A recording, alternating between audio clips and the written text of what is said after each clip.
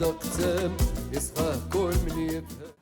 إخواني أخواتي، مرحبا بكم مرة أخرى في الحلقة الثالثة من برنامجكم دقتم. يا ودي الله يهديكم، واش ضروري تقفزونا هكا؟ دقوا ولكن بشوية، حنا راه كندقوا بالعقل. اليوم عندنا واحد الضيفة، عندنا جوج ضيوف في هذه الحلقة هذه. أولا غنبداو بالضيفة اللي عندنا وبغينا نرحبوا بها، وبغيتكم تصفقوا عليها بعدا. هي الاولى عاد نقول لكم شكون هي من الفعاليات اللي كيخدموا المجتمع يعني المدني، اللي هي لاله عائشه منار، رئيسه جمعيه منار للاشخاص في وضعيه صعبه. يعني احنا كاملين في وضعيه صعبه، الله يكون في عواننا. الجمعيه علاش كتتكلم على علاش يعني باش مكلفه؟ اولا كنشكر الحضور الكريم، وكنشكرك السي سعيد وكذلك جنود الخفاء. عائشه المنار رئيسه جمعيه المنار كما قلتي كتهتم بذوي الهمم، اي ذوي القدرات، الناس اللي كيعانيوا الاعاقه، الناس اللي كيعانيوا في صمت. وتاسست في 2022 27 اكتوبر بعمليه الفداء من السلطان. درب السلطان، بنت درب السلطان. انا بنت درب السلطان، انا بنت درب السلطان. تحيه لولاد درب السلطان. ربي يخليك، تحيه لولاد درب السلطان. ربي يخليك استاذي العزيز. انا كنلقاو الدرب ما عرفتش استاذي العزيز. وهاد الفئه هذه كتعاني في صمت، كتعاني عده اشياء، كتعاني يعني الولوجيات، النقل، عده اشياء كتعاني منهم. ولهذا اسست انا هذه الجمعيه، حبذا نلقاو الناس اللي هما المسؤولين يشدوا بهذه الفئه اللي دائما وابدا كتلقى اذان صماء. ولا هما محتاجين لنا وحنا محتاجين لهم، لان راه واخا كيكون واحد كيكون عنده هذا كيكون تبارك الله يمكن يكون فعال، ويكون الى قمنا بالادماج ديالو. عاودنا قبيله خلال المناقشه يعني في الاوف مع السي رشيد قال لك بان كاين عده وسائل باش هاد الوليدات ندمجوهم ونعطيوهم يوليو مهمين بالنسبه للمجتمع، ما يبقاوش على الهامش. اذا مرحبا بكم. نعم بغيت نتكلم حيت انا عندي ولدي من ذوي الارادات الخاصه، وعلى ذكر الولوجيات دابا السكن كنت خديت له واحد المحل وخديت خو حتى وحده، والولوجيات ما كاينينش. انا اضطريت نصاوبها في الباب باش ولدي يدخل على خاطره ويخرج على خاطره.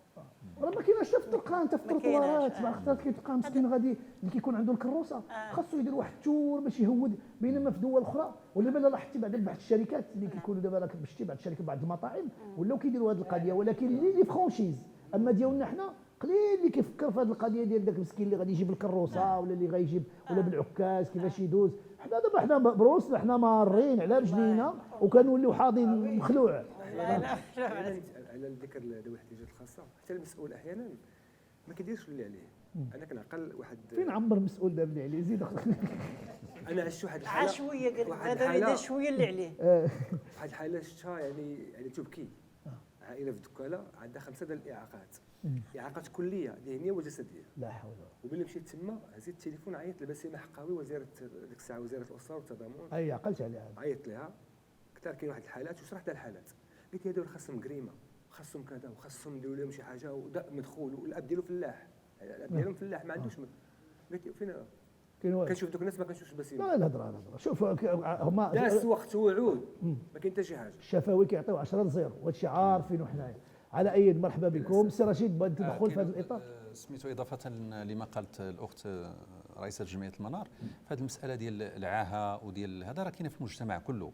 حنا في الثقافه ديالنا كنختزلوا ما يسمى بالاعاقه وما راه ذوي الاحتياجات الخاصه في الاعاقات الجسديه، ولكن ملي تيكونوا في المجتمع، حنا كمجتمع مدني كمسؤولين كمواطنين ما كنتفاعلوش مع دوك الناس، ما كنهتمش بهم، هذا راه شكل من اشكال الاعاقه اللي كيعاني منها المجتمع في راسو. راه تلقى واحد تخين عنده رجليه وهذا ولابس مزيان هذا وتيتحب راسو راه كامل هذا هو براسو راه عنده هذه العاهه. كمل لله سبحانه وتعالى. شوف واحد القضيه كاين شي حوايج اللي تقدر ديرهم انت ما تقدرش نديرهم انا. كل واحد عنده واحد الحد. وغالبا تيكونوا عندهم اذكياء هذه الحالات. طبعا. اذا مرحبا بكم في هذه الحلقه. ما نرحبش بكم لانكم تنضموا لي الحلقه. لاله فاطمه الغزاله ديالنا، الفنانه الكبيره القديره ديالنا، السي اسماعيل ديالنا ابو قاسم، لا لا نعيمه الفنانه الغزاله الفنانه المتالقه، انا كنخاف نعينك نعيمه والله العظيم كنت نهضر غادي الخميس انت يا وفاطمه غادي الخميس. المنوره ديال هذا البرنامج تعينينا في شي منصب. سي رشيد ياقوتي الشاعر والكاتب ديالنا تبارك الله عليه، فين غادي يحقق الكتاب؟ غادي مزيان تبارك الله. عندنا مشكل غير مع وزاره الثقافه. مشكل دائما مع دائما وزارة الثقافة. كما كاع الفنانين عندهم مشكل. لاله منار مرحبا بك. السي حسن انت تعرفتي عليه لانه تبارك الله صحفي وفنان مسرحي. غادي تكوني بيان سور شفتي الحلقات اللي فاتت وتعرفتوا عليهم، فالحلقه ديال اليوم فيها حويجات سخان غنهضروا عليهم، شي حاجه غادي نمشيو دقتم ديال المعقول، دقتم ديال ما قلتوش لي حكا كي جاكم العرض اللي حضرتوا له ديال تكشبيله.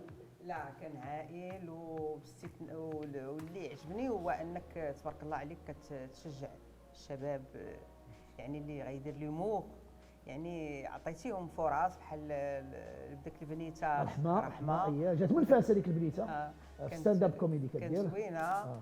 وهذاك الوليد سعيد ياكيني هذاك ساكن في الدوار حدانا، يعني هذه عطيتيهم فرصه زوينه وانهم باش يتلاقاو مع الجمهور، تلاقاو بالكونتاك مع ذاك الجمهور تبارك الله الكبير اللي كان حاضر يعني. وانا ما كنخافش عليك تبارك الله عليك. حكي لها شويه. وعلى ذكر الجمهور، كان الجمهور متحضر جدا كيفاش تفاعل مع رحمه ومع سعيد بواحد الشكل راقي جدا، وفي اللحظات ديال اللقاء كيضحكوا. وانا اللي عجبني سي سعيد في العرض ديال تكشبيله هو ثلاثه الحوايج. الاولى ان سي سعيد الناصري بهذا السن قول لي باقي صغير باقي صغير كجان. انا معي ما عمرنا ما نكبروا. يلا حيت النهايه. وانا تبارك الله فوق لاسين يعني. ورمضان وربما يلا جاي من التراويح شحال انا حتى تعطلنا بقى الواحد اللي عقلت بقى كيصلي التراويح لكن انت صلى كل شيء التراويح هذه رجا وطلع فوق لاسين بقى خدام ما ريتاش تبارك الله. الله يبارك. حاجه اخرى الجمهور، انا واحد اللحظه كنسحب راسي بالله بحال باري ولا شي حاجه كلشي كيدوي فرونسي كيتي لا انا عندي جمهور خاص، جمهور عائلي والناس والرجاله ما كاينش جمهور راقي. يا سلام. سي حسن نقول لك واحد السر كيتمتع به الفنان، وكنعرف انا هذه القضيه عند كل شيء الفنانه ديال بصح. قول لي. وانا كيقدر يكون مريض يدخل لاسين ولا البلاطو كيصح. هي هذه وقعت لي مع الحلاقه يدوي مع امينه رشيد الله يرحمها. والله العظيم الا كانت كتكون جالسه عيانه مني كتنوض اقسم لك بالله انا كنعيا وهي حمادي عمور في السن ديالو كان وصل ديك الساعه ل 85 عام وتبارك الله عليه مني هادو الفنانه الكبار. انا اسمح لي وقعت لي هذه القضيه ديال الغيبوبه في مسرحيه مطربه الحي. كنت هائله في هذيك المسرحيات، خاصها تعاود هذيك في التسعينات. وعندي دور يعني ساعتين كنكون سوغ سان، خاصني نكون حاضره. فواحد كنا كنديروا لونتراكت باش في تطوان. طحت غيبت، قالوا صافي فرشوا لي واحد الكرتونه في الخشبه نعست. لا والله ما عقلتش على راسي. كانت هزه المسرحيه كلها على هذا ظهرها عيات. ملي سمعت الجرس ديال لونتراك سالا يلا كنسمع عبد الرزاق بدوي وهذا كيقولوا نعلموا الناس انا ما غاديش غادي نلغيو العرض لان صافي نعيمه.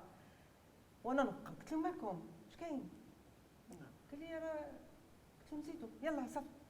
هذا سبحان الله مسكونين. حنا مسكونين عندنا الحلاقه وكنقول مع راسي ما غنقدر نقول حتى شي كلمه.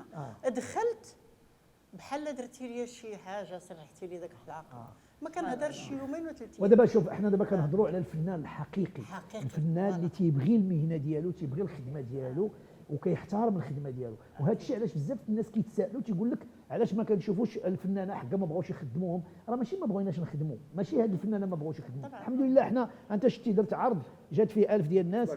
ممكن ندير عرض، درت عرض انا في سميتو في فاس 15000 ديال الناس اللي جاو حضروا في التيران ديال الكره. كان اول مره كيدار عرض فكاهي فسميتو في فاس، وهنا كنقدم تحيه للفاسيين وكنشكرهم لانهم حضروا. كان ديك الساعه شابات كنظن وهذا، وكانوا يعني الحمد لله.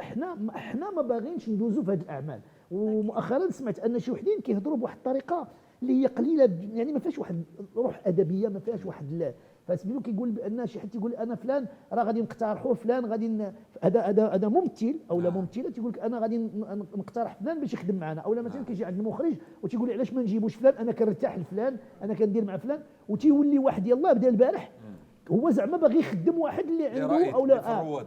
هو راه ما عارفش واحد القضيه بان راه حنا ما باغيينش نخدموا في ديك التلفازه بداك الاعمال اللي كتقدم. حنا قدمنا اعمال ديالنا، قبلوا اعمالنا مرحبا، ما قبلوش الاعمال ديالنا اقسم لك بالله انا واخا يعطوني اللي عطاو واكبر مثال على ذلك أنا فاطمه الان تبارك الله عليها اللي انا احترمها واقدرها. مني جبت لها هذا الفيلم الاخير اللي صورت معايا فيه، جبت لها السكريبت قلت لها اشنو ظهر لك بغيتك تكوني معايا في الفيلم وهذا، وانا فرحان انها تكون معايا. ومشيت لعندها للدار طلبها باش انها تخدم، قالت لي شوف السعيده نقول لك انت عزيز عندي وتنبغيك، ولكن لا كان العمل لا يليق بالاسم ديالي وبالشخصيه ديالي وما كنتش مقتنع به راه ما نخدمش معاك. ما هضرات معايا لا على فلوس لا على حتى حاجه. دابا كاين دابا الناس كيحسب لهم ولا كيف قلنا ديك المره كاين اللي خدام في الفن وكاين اللي فنان، وهذا هو فنتمنى من الله ان هذه الامور تغير وهاد المسؤولين على التلفزيون وعلى السينما وعلى هذا اوريونتيو هاد لي جون وما يبقاوش يسمعوا لهم، لان المخرج ما بقاش عنده قيمه ولا المخرج. نتمنوا ان المخرج يستعد المكانه ديالو ما يبقاش يتحكم فيه المنتج. دابا المخرج ولا تيخرج المنتج ولا كيتحكم فيه الممثل والممثله ولا ممثل تيقول لي انا غنجيب فلان ونجيب فلان، لا بغيتي نخدم اش غادي تجي هذا الحماق هذا يعني ولا اللوبيات ولا ولا الوظيفه ديالو ما بقاتش ما بقاش ولا كيجي. اما المنتج ما نهضرش المنتج باغي الفلوس. دابا اسمح لي كاينين واحد العدد ديال المخرجين اللي حتى هما تهمشوا، حتى هما راه بحال حيت كيفرضوا راسهم. هما ما كيقبلش ان تقول ليه هذه خصها تلعب في هذا الدور وهذا. كيجيبوا ديزانفلونسوز ما عقاش عوال وما كتعرفش الكاميرا فين واقفه، ما كتعرفش كيفاش تهضر، ما كتعرف. انا عشت هذه اللحظات يعني كتقاموا لهم بجوج فراغ. التمييع راه ماشي مصلحتنا. حنا خصنا ليماج ديال بلادنا وليماج الفن ديالنا. الحمد لله وصلنا لشي حوايج، اعمال فنيه افلام مسلسلات اللي خدات جوائز في بعض الدول، فنحافظوا على هذا الارث. لا دابا هادشي اللي كيدوز كاين فيه بعض الاعمال اللي هي جميله جدا، ولكن 90% زباله. انا كنقولها والناس كيقولوها، يعني ما كاينش فيهم، لا ما كاينش. وانا اللي كنهضر عليه هو لو كومبورتمون ديال الممثل، كيفاش الممثل تيقبل يخدم في اي عمل تيطلع على قبل الفلوس. انا هذه اللي كتضرني في خاطري. دابا الناس كيسحب لهم شي وحدين كيحسب لهم حنا راه حنا راه باغيين نخدموا، حنا راه كنفرضوا اعمالنا. الا ما كنتش غنفرض عمل ديالي وغنفرض شخصيتي بنقص، انا كيف شتيك انا كنقول اننا خصنا نرجعوا للمسرح ونرجعوا له بقوه. الان الحمد لله الناس كتمشي. انتم شفتوا في العرض ديالي اكبر هذا اللي داز نهار السبت اللي فات، ان الناس اللي جاوا بوليداتهم وخارجين في الليل وكانت الشتا وجاوا ودخلوا وحضروا وكيفاش تبعوا العرض معايا، وكان ماتش ديال الكره. حيت كيعنيهم الامر، حيت هذاك الشيء اللي غادي يشوفوا اذا الجمهور كاين. وواحد المساله نسيت جميله السي سعيد اللي عجبني هو انه اول مره انا كممثل مسرحي حرضت كاع الخشبات ديال المغرب. اول مره كنشوف هذه. انا الجمهور كتقول لي بسلامه سالينا، كيخرج وكتقول لي حقا باقا ما ساليناش وكيرجع كيريح في البلاصه وكتكمل مع العرض. هذه درتها بالعاني، لان علاش بغيت ندير لاتيراكتيفيتي مع البوبليك. انا دابا بزاف لان الفنان الجمهور كيدخل، وهذه الطريقه دابا جديده اللي غادي بها ستاند اب كوميدي في امريكا وفي الدول المتقدمه، انه ولا اللي كيدير ستاند اب او الفنان كيتحاور مع يعني ولا واحد التجاوب. وحنا هذه القضيه عندنا في الدم ديالنا، لان بنيامه الحلقه بنيامه هذه عندنا. عاد كيقول لك غادي كناخذوا من حنا من عندنا حدايا، كتلقاه كيتجاوب مع الناس وواحد كذا وكيضحك مع هذا وكيتفلى مع هذا وكيكونوا عنده دي كومبليس. فهذه الفكره بغيت نديرها، مشيت بها انا بعيد، انني قلت للناس بالسلامه ناضوا غيمشيو، عاود رجعتهم قلت لهم لا راه باقي ما كملش واحد شي حاجه خطوات ولا شي حاجه. كاين اللي قرب يخرج ورجع، والناس ضحكوا عجباتهم الفكره. فنتمنى من الله ان واللي عجبهم انك ورطتيهم معك في العرض. ورطتي معك في الاخر تكتبينا في الاغنيه وزوينه وخصها تكون. وعلاش؟ لان كتكون ماشي غير انت كتمثل واحد الدور انت حافظه وعارفه، ولكن يجب اشراك كذلك هذاك الجمهور. ملي كتشاركوا انت معاك في العمل راه كتكون واحد تيكون جزء من العمل، وتيكون جزء من العمل. على اي شوفي لاله فاطمه، انا كنحترمك تنقدروك على المواقف ديالك، ماشي غير انت نعيمه، واحد المجموعه ديال الفنانين الكبار اللي كيرفضوا انهم يشتغلوا في اعمال اللي ماشي هي تكون محتاجين شي واحد اللي غادي يجي يوقف معاهم، او اللي يقول لهم اجي وغادي تكونوا معايا في هذا العمل اللي غتكون معايا، او ولا يتوسط لهم. وهذه قضيه انا لا اللي غيوقف معاك وهي الاعمال ديالك هي اللي غتوقف معاك. وقف معاك الله والعمل بحال يوم القيامه الاعمال ديالك اللي كتوقف معاك. هذا احترام. والناس خصهم يعرفوا هذه القضيه، خص الجمهور المغربي يعرف بان حنا اللي رافضين اننا ندوزوا في التفاهه. حنا ما باغيين انا نموت بالجوع وما ندوزش في التافه. أكيد. ما ندوش تافه. انا دابا كنضربوا على هذا البرنامج حيت وكنا مع كتحترم الجمهور. قدامك غنحترموا الجمهور ديالي، كتحترم لان الجمهور اللي المغاربة. وصلني لهذه المرتبه تا ولا سعيد الناصري معروف. هذا اكبر دليل على ذلك ومحبوب. الفيلم ديال نايضه. ماشي معروف، محبوب. وراه هنا راه خصك تقدر تكون معروف، راه مسحوق من المساحق راه معروفه. سي سعيد إشهار. سي سعيد سي سعيد سان برودوي. حتى التلفزيون المغربي راه ما بقاش التيفي ولا التيفي من التفاهه. على اي المهم موضوعنا اليوم ماشي هو هذا الموضوع شوف ديالنا، عليك، تقلق هو لينا موضوع التلفزيون. خطير جدا وشائك كيف تيقولوا مشوق. دوك اللي كذا مشوق. نتكلم بس اسمعي والله تدوي، شوف والله تسكتوا دويس اسمعي دويس اسمعي. ماشي تسكتي ولكن غير عطينا حق. شوف حنا ما عندناش القمع هضر اسمعي. ماشي ما يدويش راك ديتي بزاف ماشي ما يدويش. لا باس اسماعيل راه داروك بلا الوسط دبر راسك راه غادي تفوق وما عندك حتى ما يتنجم. غير الملاحظه اللي عندي انا على هذا العرض اللي كدوي عليه، انا انا دخلت ليه وشفتو وتبعته من الاول الى الاخير. وعندي فيه حتى يعني رأي. كيخلعني انا وعندي فيه نقول اولا انا اللي شفت في الجمهور هو انه كان جمهور يعني من مختلف الفئات العمريه، صغار ومتوسطين وكذا، وكلهم كانوا منتبهين، وكاين شي حاجه شادهم في الخشبه سميتها سعيد الناصري. الموضوع اللي كيدوي عليه سعيد الناصري هذا هو الموضوع، هذا هو المهم. الموضوع اللي كان كيدوي عليه سعيد الناصري هو موضوع اللي يعني مهم بالنسبه لهذوك الناس اللي كيتفرجوا وكيشوفوا. علاش؟ لان فيه سخريه، ديك السخريه اللاذعه، ديك الكوميديا السوداء، فيه معالجه ديال الموضوع اني اللي الجمهور كله كيطلع انه يعرف راي ديال الفنانه فيما يقع الان في مجموعه ديال الامور اللي كترتبط بالتلفزيون. ثم كاينه مساله اخرى هي ديال المشاركات ديال الاسماء الكبيره، من طين سعيد الناصري، نعيمه، فاطمه. انا بعدا ما نبغيش نشوف فاطمه ولا نعيمه في واحد التفاهات كدوز كتسمى عوضت السيت كوم سميتها سلسلات ترفيهيه. كانت تورطنا شي مره الله يسمح لنا انا نحشم الجمهور. انا نحشم والله سمحوا لينا. انا نحشم نشوف فنان كبير، الرواد، فنان بصف الرواد نشوفهم يشوفوا داخل وبلايصهم ما كاينينش تما. ما كاينين ان شاء الله. هذا ليس معناه انهم هما ما عيطوش اليوم، لا، هاد الناس هما كيرفضوا انهم يحضروا في هذيك التفاهات ويشوفوا. طبعا.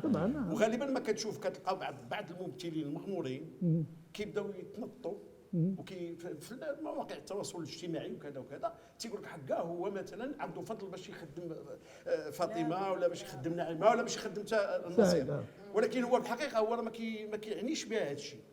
هو راه باغي غير يعايد سعيد الناصري باش دوك صحابه هو اللي هذا اولياء الامر ديالو، كيلحس الكابحه اولياء النعمه، اولياء النعمه، وانا راه عايرت هذا وانا راه عيت هذا. لاش؟ هو غير ارضاء الاولياء النعمه ديالو باش يعيطوا ليه يخدم ولا باش يستمر في هذيك التفاهه. هذا سلوك ماشي ديال الفنان، هذا سلوك ديال دوك الدخلاء، دوك الدخلاء سواء لي زوبورتونيست كنسميو، سواء في الفن سواء في الصحافه سواء حتى في هذه المواقع ديال التواصل الاجتماعي. تبارك الله. اسمع لك وصحابي غتقول هذه الهضره كون عطيت الكلمه انت ولو دويتي اسمع دويتي بزاف. هذا لا ندوزو. شوف غادي ندوزو الموضوع حسبت ليه قال 260 كلمه. وسعيد عمرك بالك كنت راه ماشي كيدوي راه كاين طاقم هذا كاين طاقم سمعتي قال كدويش كاين طاقم. على اي غندوزو دابا الموضوع ديالنا اللي مهم واللي من اجله حاضره معنا الضيفات هي غتكلم معنا تعطينا رايها لاله منار. سميت منار جميله يا سلام. فبغينا نهضروا على واحد الموضوع اللي كلشي تيهضر عليه دابا ونايض عليه الصداع، وبصراحه خصنا نوضوا عليه الصداع لان مساله كتهم خوتنا وليداتنا، هادو خوتنا وولادنا. ما يمكنش انني نكون انا دافي في داري سخون واكل مزيان كنشرب مزيان ندوز رمضان بخير وواحد اخر عايش مخيم في هذا الوقت مكومبي في الغيث وفي الشتاء وفي البرد وفي الثلج. هذه مساله لا اتقبلها، اقسم لك بالله واخا نمشي فيها انا للحبس انا غنهضر فيها لان هذه مساله موضوع نمشيو معاك وتنقول هاد الناس شوف اقسم بالله نمشيو معاك لا دايرين على العاب المساكن حشوم هما الناس ديال هاد الناس ديال الضحايا ديال الزلزال. راه حرام. انا بعد انا ما ندخلش انا في الحسابات وداك الشيء، ولكن تنقول راه حرام. كيفاش هاد الناس تعطيهم نفسهم انهم يجلسوا يعني واش هذا الموضوع على دابا علاش الناس علاش حنا ما بغينا والو، بغينا خوتنا يكونوا عايشين مزيان اسيدي، هادشي اللي بغينا. طبعا هذا الموضوع شائك ومتشعب وفيه محاور كثيره، ولكن المسؤوليه مشتركه. انا كنتوجه للمسؤولين في اطار ربط المسؤوليه بالمحاسبه وفق ما ينص عليه الدستور ديال المملكه المغربيه. اذا ما كنهضروش باش ما يجيوش يلصقوا لينا عاوتاني يقول لك ليماج، راه ليماج هما انتم المسؤولين اللي عندكم هذا الملف الاجتماعي ومسؤولين على اعاده ايواء هاد المواطنين اللي كانوا ضحايا الزلزال، انتم اللي مسؤولين عليهم. اذا الا بقاو في الخيام، وهاد الخيام راه كيوصلوا لقنوات اخرى، كيوصلوا الاعداء ديال المغرب وتيضربوا. اذا انتم مسؤولين، الا كانت عندكم هاد الحرقه وهاد الغيره على ليماج، هي تنوضوا وتخرجوا من المساكن ديالكم الدافئه وتجيو وتلقاو حل، او على الاقل خرجوا ببيان وقولوا ها علاش تعطل الايواء ديال هاد الناس، ها علاش. ولكن تبقاو ضاربين يمشيو عندهم هما يسولوهم هما، يمشيو عندهم ويواسيوهم ويقولوا لهم احنا فين غاديين وحنا فين خدامين، لانهم هما اللي مهتمين بالامر. انا ما نكرهش مسؤول يمشي لتما بطوموبيلته ويدي مع ولادو باش يشوفوا ولادو ويشوفوا الخوت الوليدات الاخرين كيفاش هي. وبالنسبه لهذه القضيه ديال الوليدات هما اللي كيبقاو فيا. انا قول لي انت مشيتي لتما كلا؟ فعلا سي سعيد، انا مشيت بحكم ان في العمل الجمعوي، وكانت واحد المجموعه ديال جمعيه المجتمع المدني، منهم جمعيه ديال بعض الجمعيات عملت في دامر السلطان، ومشينا لذاك الدوار تسرغين اللي في نواحي ديال مولاي ابراهيم. مشينا واحد المده ديال يومين، ونهار الثالث رجعنا. الناس كتعاني في الصمت، الصراحه هي هذه. الاطفال كيولوا فيهم اكتئاب، وما بقاش فيهم ديك عدم الامان اللي يعني على داك الزلزال اللي ضرب مثلا، لانهم فقدوا الممتلكات ديالهم، فقدوا الاهل ديالهم، فقدوا المدارس ديالهم، السكن ديالهم، فقدوا بزاف ديال الحوايج. وعلى الجوي ديالو دابا كيكون واحد الوليد عنده جوي. انا دابا عندي بنتي والله العظيم الا مشيت لها غير بونيكا ديالها كيبقى فيها الحال. وما بالك واحد مسكين مشى له كلشي تلف ليه، مشى ليه باه، مشى ليه خوتو. هناك يعني بحكم احتكينا معاهم هذيك يومين ونهار الثالث، كتلقى هذاك الطفل منزاوي في واحد البلاصه وعا كيشوف، لان الزلزال ماشي ساهل باش تشوف واحد الطفل كان ناعس حتى كطيح الدار على الاهل ديالو والاصدقاء ديالو، كيفقد الدار ويفقد الاهل ويفقد الاحبه ويفقد الاصدقاء. ليس بالهين على واحد الطفل صغير، يعني كيولي فيه اكتئاب هذاك الطفل، حتى ذاك النوم كنولي عنده اضطرابات في النوم. ما كيبقاش. مشاو شي اطباء نفسانيين تما؟ لا ما لقيناش، حنا بعد هذاك الوقت اللي مشينا ما لقيناش. كاين غير جمعيه المجتمع المدني والسلطات ملي كيكونوا الناس جايين بالاعانات كيتلقاو ليهم وكيقولوا منين جايين، وحنا كنبداو ندوروا على الشعب اللي كيعاون الشعب. لا بالعكس، خرجت دراسه ان تقريبا شي 56%، ما عرفتش العدد، ان المغرب الناس عندهم مشاكل نفسيه عميقه. شوف هذا الراس كامل كتخرج كيبان اللحم وكتشهى اللحم وما كتاخذوش، راه كيدير لك مشكل عميق. كتهاوش هذا وليد الحق، هذا وليد الحق. كتشوف التلفزيون ما كتشبهش لك، وبحال هذاك الطبيب اللي ما لاقيش.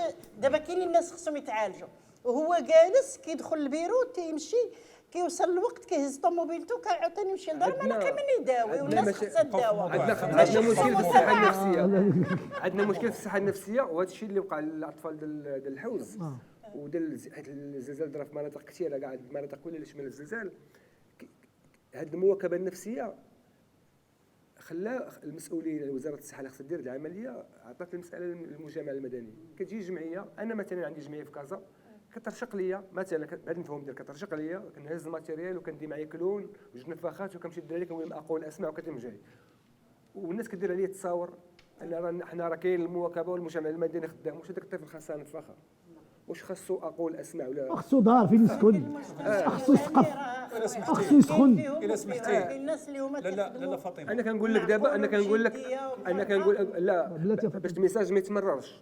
انا درت الكلون ودرت العمل الجمعوي ودرت شي الاطفال، ولكن ملي كنقول لك هذا الشيء ديال النهار ما كاملش، راه هذا عنده مشكل. راه كيف قالت الاستاذه، راه فقد الاصدقاء وفقد الاهل ديالو وفقد الممتلكات، فقد اشياء فجأة، وهو صغير بالكاد يستوعب ما يجري. نعيمه وملي كتجيب لي في هذا نتايا الاطار عندها واحد التدخل. نعيمه الفكره وصلت والله وصلت. على ذكر هذا الزلزال ديال هذه المناطق اللي مع الاسف بقى ما الناس اللي باقي ما تهيأش ليها البنيه استافدوش. التحتيه فين يعيشوا فين يكونوا، لان دابا راه عام ونص هذه باش وقع هذا عام ونص، المأساة تصور وقعت. عام ونص. عام ونص وشفنا الحمد لله حنا الامطار حنا في بيوتنا وكيدخل علينا بعض المرات الماء في الدار وكتديرونجا.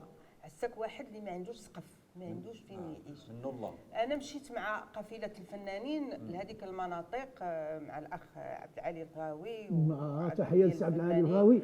كان معكم وقيله رشيد كنظن. رشيد كان معنا بيان سور.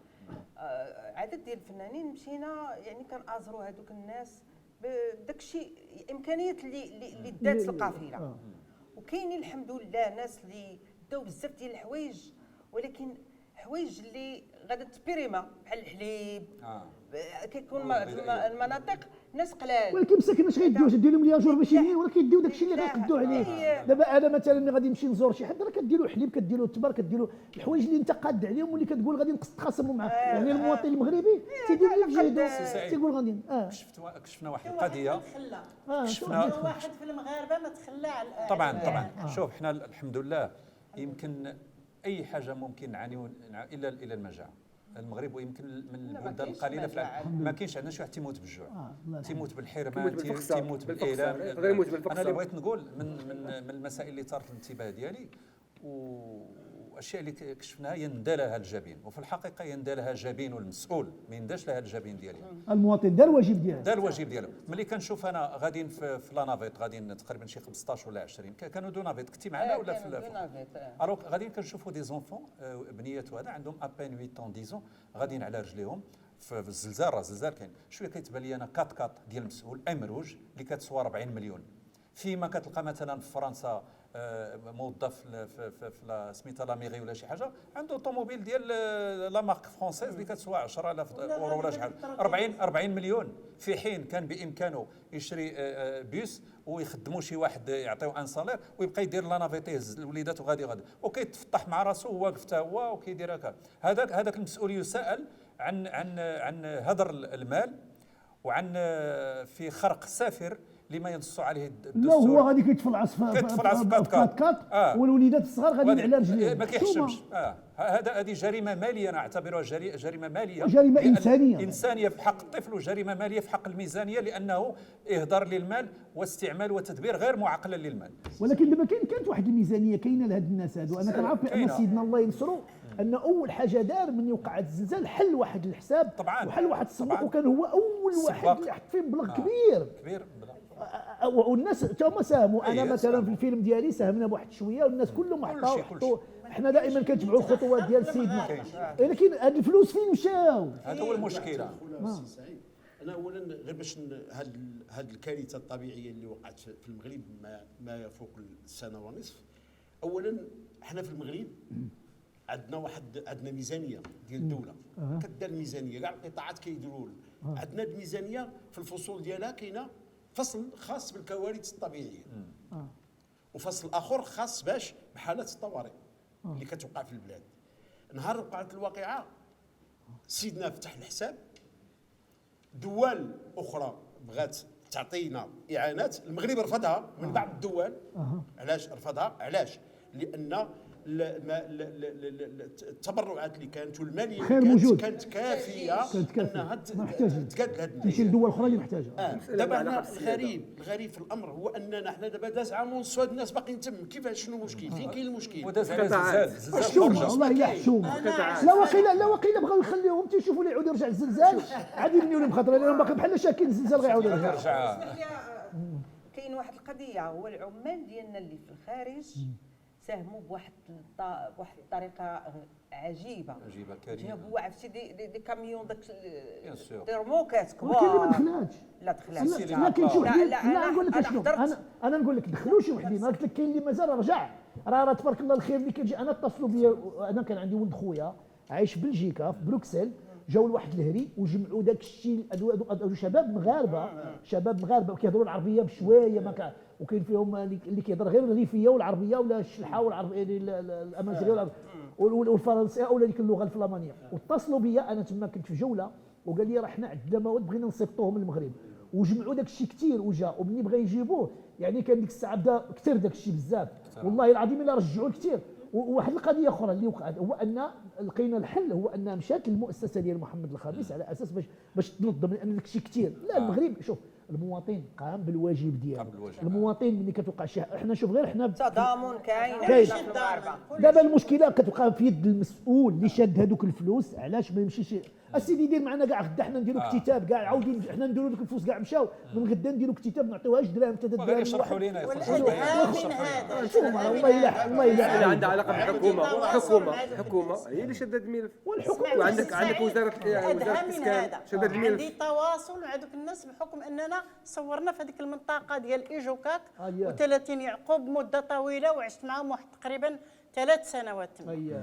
عندي تواصل معاهم مباشر، تيقول لك اودي الايامات الاسبوع الاول والثاني كنا كنتوصلوا بلا داك الاعانات وداك الشيء. من بعد كل شيء ما كاينش، ما كاينه حتى شي حاجه. سعيد نديروا شي دابا حنا مبادره. كنطلبوا هي السكن. دابا حنا المساله ديال الماكله وداك الشيء راه بنادم قلنا الحمد لله البلاد الخير كاين، الناس كتعاون. دابا غير السكن ديالهم راه عيبه عباد الله، راه حرام. وانا كنقولها راه حشومه، راه عيب، راه حرام ان المغرب اللي هو بلد ديال ان خوتنا وصحابنا وخوتنا عايشين في البرد وفي الثلج وعايشين وليداتهم في الغيث. راه حشومه مقبلين لا تقبل. مقبلين على الكاس العالم وعلى افريقيا ولا دواء. لا قالوا ما تحطوش هادو دوك السكن اللي تيكون كيتفصل وكيتقاد. واش حنا دابا غنديروا السكن؟ واش على قله حنا الحجر؟ غادي نخيموا. والله يديك راه خصهم يخدموا.